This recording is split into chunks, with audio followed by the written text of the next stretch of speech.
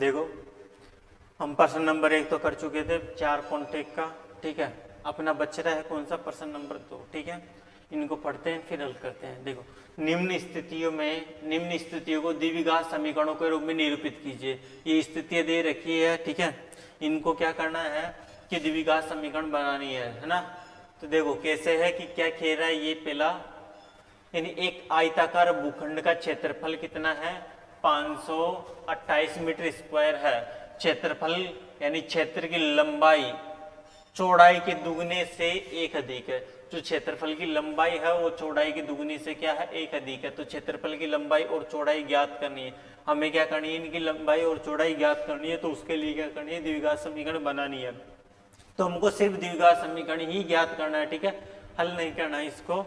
तो देखो कैसे करोगे इसको, द्विघात मतलब इसका क्या करोगे, द्विघात समीकरण के रूप में कैसे निरूपित करोगे। जैसे कि मैं एक आयताकार भूखंड ले रहा हूं, ठीक है। ये आयताकार भूखंड है, ठीक है। ये क्या इसकी लंबाई है ना। ये क्या इसकी लंबाई है और ये क्या इसकी चौड़ाई है, ठीक है। क्या इसकी चौड़ाई, लंबाई और चौड़ाई है ना। तो इसका क्षेत्रफल की बात करूं तो क्षेत्रफल तो क्या होता है, लंबाई इंटू चौड़ाई होती है, यही होता है। और ये कह रहा है कि लंबाई क्या है, चौड़ाई के दुगने से, यानी कि चौड़ाई के दुगने से, चौड़ाई का दुगना, ये चौड़ाई है, चौड़ाई के दुगने से कितना है, एक अधिक है, यानी कि एक ही ज्यादा है। ये है भैया लंबाई। तो क्या है कि भैया चौड़ाई आ रहा है, चौड़ाई इधर है, तो चौड़ाई को मैं x मान लेता हूं ना, ठीक है, x के पदों में आ जाएगा। तो क्या कर रहा हूं मैं यहां से कि माना कि जो चौड़ाई है वो चौड़ाई क्या है, x है, ठीक है, x मीटर, ठीक है। माना चौड़ाई कितनी है, x मीटर, ठीक है। और जो लंबाई कितनी हो जाएगी, लंबाई कितनी हो जाएगी, क्या कह रहा था, जो लंबाई है वो चौड़ाई के दुगने से एक अधिक है, यानी कि 2 इंटू चौड़ाई प्लस 1, यानी क्या हो जाएगा, 2 इंटू एक्स रखूंगा तो 2x प्लस 1 हो जाएगी क्या ये लंबाई। अच्छा ये लंबाई, ये चौड़ाई, ये लंबाई, लंबाई और चौड़ाई आगे क्या। फिर क्या कह रहा था, इसका क्षेत्रफल कितना दे रखा, आयताकार भूखंड का क्षेत्रफल 528 मीटर स्क्वायर है। तो क्षेत्रफल क्या होता है भैया, आयत का क्षेत्रफल, ठीक है।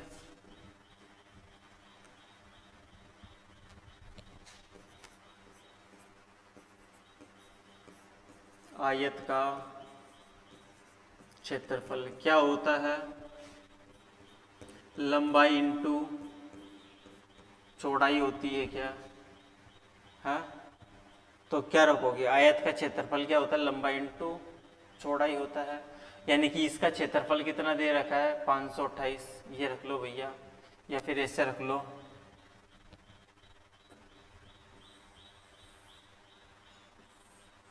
इसको नीचे रखा।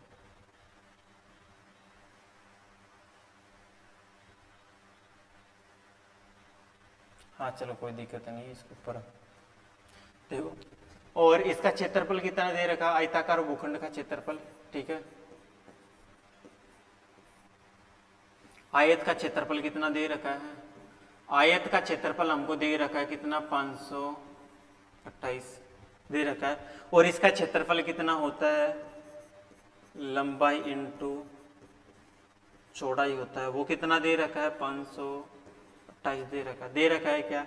लंबाई कितनी है अपनी, लंबाई है भैया 2x प्लस 1, ये है क्या, गुणा करना है किसके साथ, चौड़ाई के साथ। चौड़ाई कितना है x, बरोबर कितना है 528 है।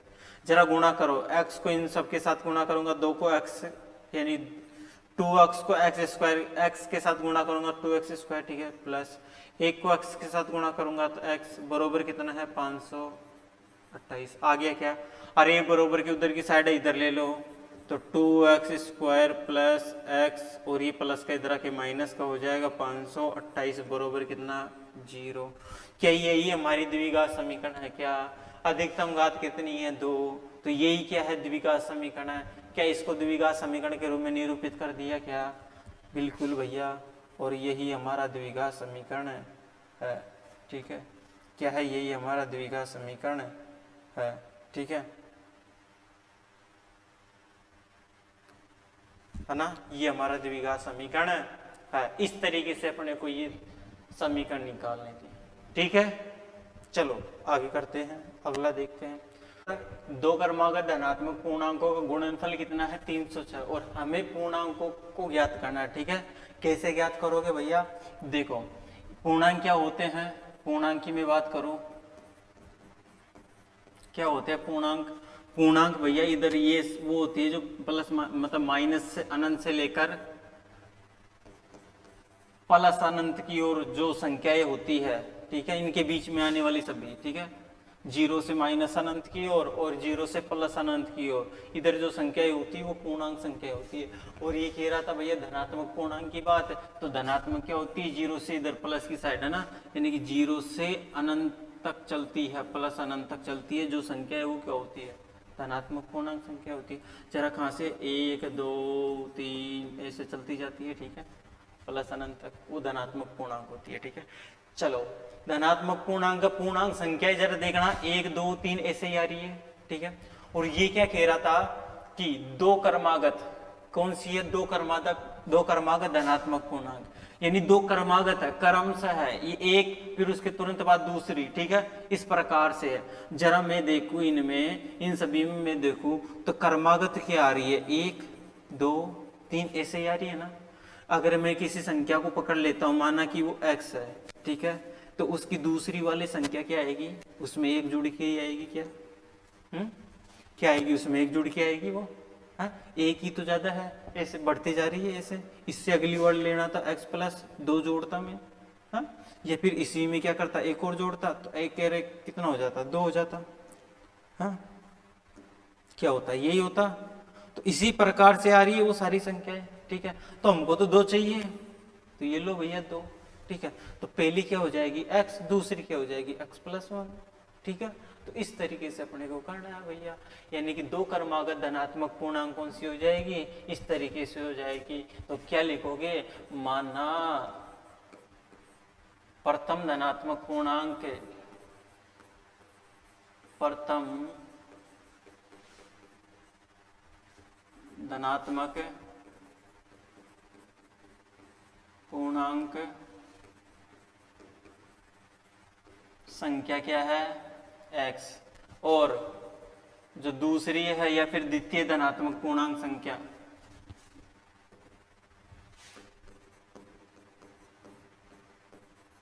द्वितीय धनात्मक पूर्णांक संख्या, दूसरी क्या हो जाएगी?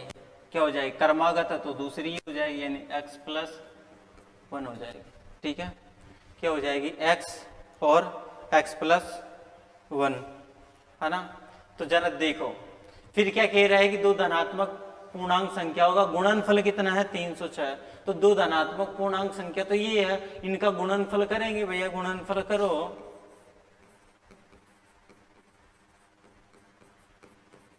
प्रश्नानुसार देखते हैं तो क्या कह रहा है? ये दो धनात्मक पूर्णांक संख्याओं का गुणनफल कौन सी है? ये है, इनका गुणनफल। गुणनफल क्या है? एक तो x इंटू दूसरा क्या है? x plus 1। इस तरीके से है। गुणनफल कितना है? 306 है। कितना है इनका गुणनफल? कितना है? 306 है। ठीक है, तो जरा गुणा करो, करो x को x से करूंगा तो कितना हो जाएगा? x²। ठीक है, फिर प्लस x को x से गुणा करूंगा तो x एक कम x। ठीक है, बरोबर में कितना है?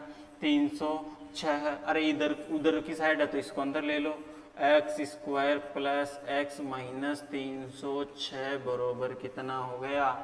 0 हो गया। और यही क्या है? हमारी द्विघात समीकरण है। इस तरीके से हमको द्विघात समीकरण ज्ञात करनी है। ठीक है, इस तरीके से करना है। ठीक है, इनको तो हटा दो,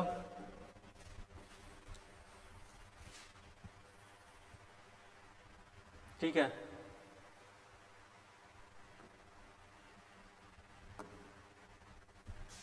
देखो हो गया, इस तरीके से करना था, कुछ आगे नहीं करना, ठीक है। तो इस तरीके से हमारी ये समीकरणें बनेगी, ठीक है। अगला देखो, अगले में कैसे बनाओगे भैया द्विघात समीकरण, कैसे बनानी है अपने को, देखो कैसे बनाओगे, यानी कि रोहन की माँ उससे 26 वर्ष बड़ी है, ठीक है। तो रोहन की माँ, तो रोहन को क्या मानना पड़ेगा, x, और उसकी माँ x प्लस 26, क्या है x प्लस 26, ये हो जाएगा। तो देखो माना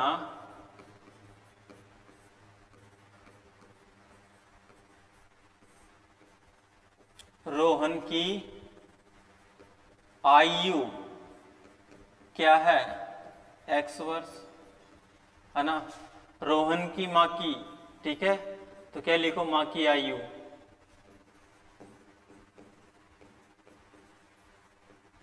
माँ की आयु क्या हो जाएगी, यानी कि उससे क्या है 26 वर्ष बड़ी है, तो x प्लस 26, इस प्रकार से हो जाएगा। मतलब रोहन तो x वर्ष का है, लेकिन उससे 26 वर्ष और ज्यादा बड़ी है, तो क्या हो जाएगा, अगर रोहन को हमने x माना तो क्या हो जाएगा, x प्लस 26 हो जाएगा, माँ की आयु कितने हो जाएगी, x प्लस 26 वर्ष हो जाएगी, ठीक है। तो ये कह रहा है कि उनकी माँ की आयु का गुणनफल अब से 3 वर्ष पश्चात, पश्चात क्या, 3 वर्ष पश्चात, बाद में, है ना, 3 वर्ष पश्चात 360 हो जाएगा। तो रोहन की वर्तमान आयु, देखो इनकी वर्तमान आयु तो ये है, ठीक है। तो 3 वर्ष पश्चात, 3 वर्ष पश्चात देखते हैं, 3 वर्ष पश्चात, 3 वर्ष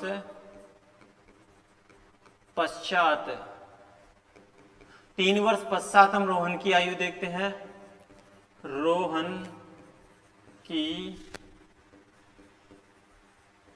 आयु कितनी है x, तो 3 वर्ष पश्चात कितनी हो जाएगी, x प्लस 3, और माँ की आयु कितनी हो जाएगी, माँ की आयु कितना है, x प्लस 26, और उसमें कितना और जो हो जाएगा, 3 और जुड़ जाएगा, तो x प्लस 26 और 3 कितना हो जाएगा, 29, तो कितना हो गया 29। तो 3 वर्ष पश्चात इनकी कितनी हो जाएगी, 360 हो जाएगी, तो क्या हो जाएगा, गुण हो जाएगा। तो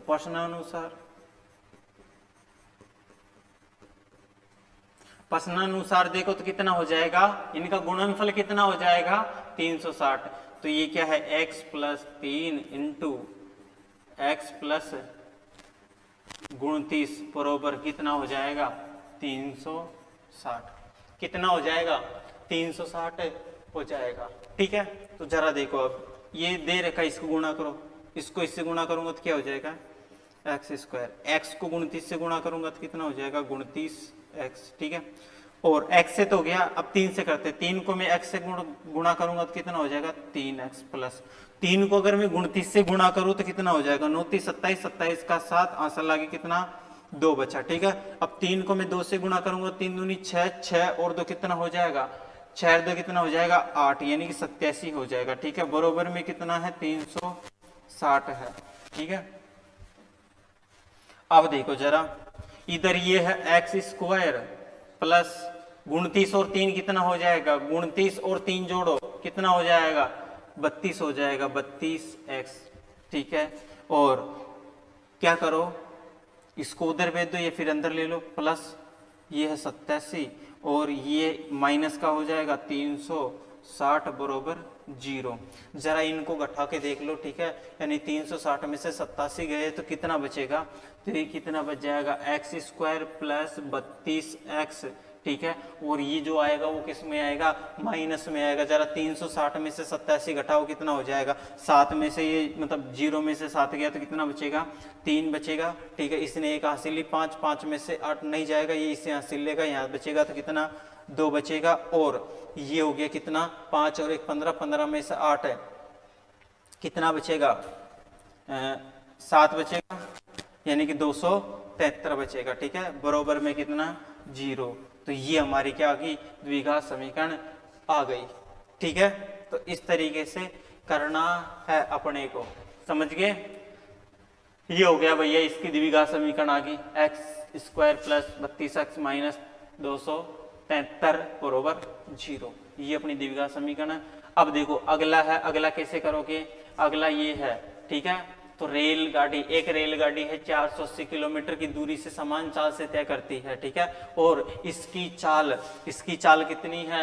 8 किलोमीटर प्रति घंटा कम है, तो उसकी दूरी तय करने में 3 घंटे अधिक लेता है। तो गाड़ी की चाल ज्ञात करनी है। तो कैसे ज्ञात करोगे? देखो, है ना। तो गाड़ी की चाल को क्या मान लेते हैं? x मान लेते, चाल ही ज्ञात करनी है। तो क्या लिखोगे?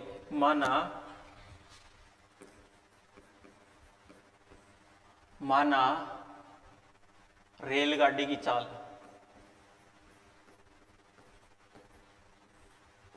माना रेलगाड़ी की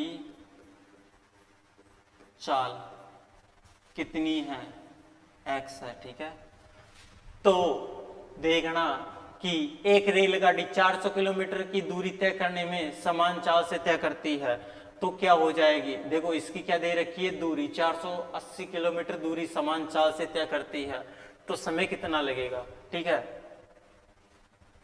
देखो, है ना। तो क्या लिखोगे? एक रेलगाड़ी को 480 किलोमीटर की दूरी तय करने में लगा समय कितना हो जाएगा? अच्छा ये बताओ जरा, चाल बरोबर क्या होता है? दूरी बटा समय। क्या होता है? चाल बरोबर दूरी बटा समय। तो अगर हम समय की बात करें तो समय कितना हो जाएगा? चाल नीचे, समय इधर आ जाएगा। तो समय बरोबर दूरी बटे नीचे कितना आ जाएगा? चाल आ जाएगा। ये आ जाएगा क्या? तो भैया समय बरोबर क्या होता है? दूरी बटे चाल। जबकि दूरी कितना है भैया? 480 किलोमीटर है, और 480 किलोमीटर को लगने में कितना? नीचे दूरी आ गई, नीचे कितनी है? चाल। जरा चाल बताना, चाल कितनी है? इसकी चाल कितनी थी रेलगाड़ी की? x हो गया। तो कितना समय लगेगा? 480 बटे x, इतना समय लगेगा। अगला है कि यदि इसकी चाल 8 किलोमीटर प्रति घंटा कम हो जाती है। देखो इसकी चाल कितनी थी? x किलोमीटर थी ना, अब ये क्या हो जाती है? 8 किलोमीटर प्रति घंटा कम हो जाती है। तो कम करो भैया, x माइनस 8 हो जाएगा, ठीक है। तो यदि रेलगाड़ी की चाल 8 किलोमीटर प्रति घंटा कम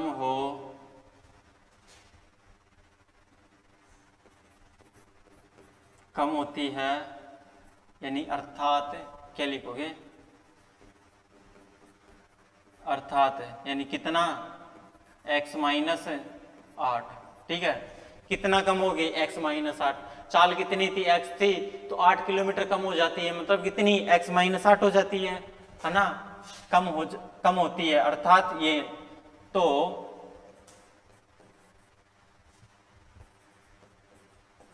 दूरी तय करने में लगा समय कितना हो जाएगा? जरा यह समय बताना, समय कितना हो जाएगा? समय बरोबर क्या होता है? दूरी बटे चाल। दूरी कितनी है? 480 किलोमीटर, ठीक है, बटे समय। देखो दूरी बरोबर, समय बरोबर कितना होगा? दूरी बटे चाल। दूरी कितनी है? 480 किलोमीटर, बटे चाल कितनी है? अब चाल होगी कितनी भैया? ये x माइनस 8। पहले तो क्या थी? x थी, अब यहाँ पर कितनी हो रही है? 8 कम हो रही है, तो कितनी हो रही है? x minus 8। तो कितनी हो जाएगी? x माइनस 8, ठीक है। तो क्या हो रहा है ये? यानी कि इसमें से 8 कम हो गई, यानी कि इसकी जो चाल है वो कितनी होगी? 8 कम कर दी। तो क्या करता है? तो तय करने में उसको 3 घंटे अधिक लेता है, यानी कि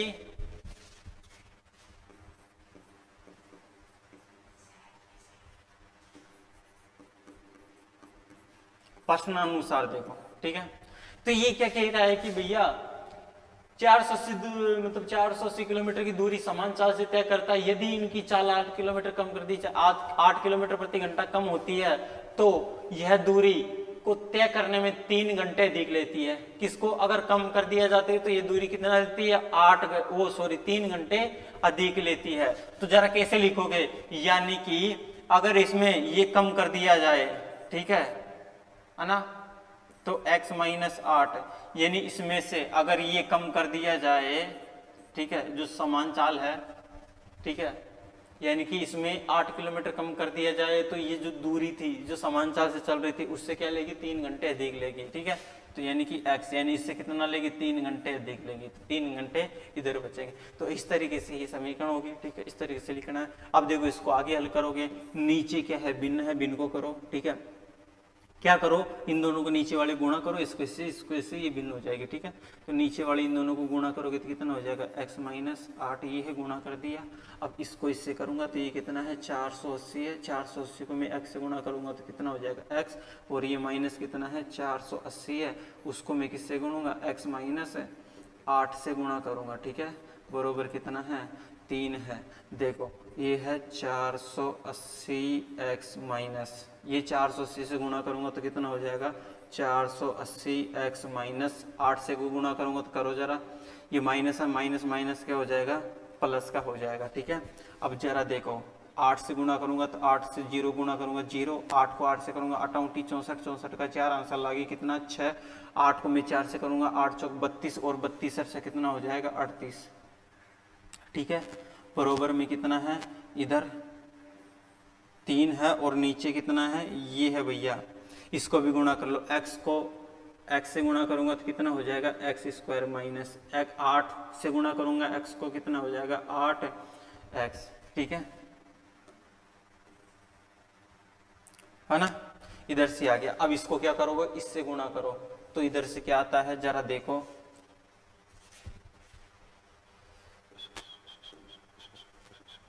इधर लिख लो ऐसे, ठीक है, और इसको मैं हटा देता हूं। अब देखो क्या हो जाएगा, इसको इधर गुणा कर लेते हैं, इधर कितना है, ये है भैया 480x माइनस 480x, अरे इधर देखो दोनों ही प्लस माइनस के हो गए तो कट जाएंगे, यानी कि 0 बचेगा, ठीक है। और इधर कितना है 3840, कितना आ गया 3840, 3840, ठीक है। नीचे ये वाला इधर गुणा होगा तो बराबर में 3 इंटू कितना बचेगा, ये है एक्स स्क्वायर माइनस 8x हो गया 3840, बराबर में 3 को x से गुणा करूंगा तो 3x स्क्वायर माइनस 8 तिया 24x, ठीक है। अब इधर देखो, इसको इधर ले आओ, यानी कि 3x स्क्वायर माइनस 24x। अब इसको इधर लेके आऊंगा तो ये प्लस का इधर आके माइनस का हो जाएगा, तो माइनस 3840 बरोबर में कितना 0। तो ये क्या आ जाएगी, अपनी द्विघात समीकरण आ जाएगी, ठीक है। तो इस तरीके से अपने को ये सब ज्ञात करने हैं। तो अपनी द्विघात समीकरण क्या आ गई भैया, ये द्विघात समीकरण आ गई अपने, ठीक है। इस तरीके से अपने को द्विघात समीकरण निकालनी है, समझ गए।